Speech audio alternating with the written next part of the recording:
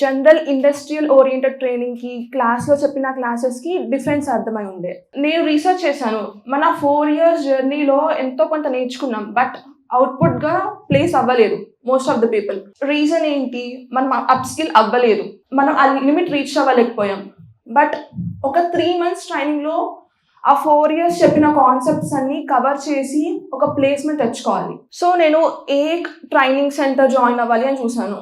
First నేను check list చేసుకున్నా.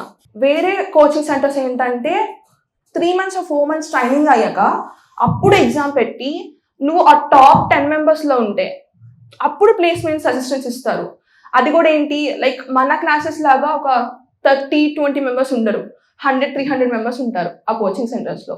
Interviews attend అవుతున్నప్పుడు ఫస్ట్ మనకి ఏం తెలియాలంటే ఇంటర్వ్యూ ఎలా క్రాక్ చేయాలి, దానికి ఒక మెంటర్షిప్ కావాలి.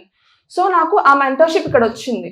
మీరు ఓకే ఇంటర్వ్యూస్ ఫెయిల్ అవుతున్నారు, ఎందుకు ఫెయిల్ అవుతున్నారో తెలుస్తుంది అది మీరు అటెండ్ అయ్యాక. బట్ ముందే మనకు ఒక మెంటర్షిప్ ఉంటే మనకేం తెలుస్తుంది, మిస్టేక్స్ ఎలా రెక్టిఫై చేయాలి, మిస్టేక్స్ ఎలా చేయకూడదు అని తెలుస్తుంది. సో ఆ అసిస్టెన్షిప్ ఇక్కడ ఉందన్నమాట. నెక్స్ట్ వచ్చేసి మెయిన్ థింగ్, ఎవరైనా ఏ కోచింగ్ సెంటర్లో జాయిన్ అయినా కానీ మెయిన్ గోల్ ప్లేస్మెంట్స్.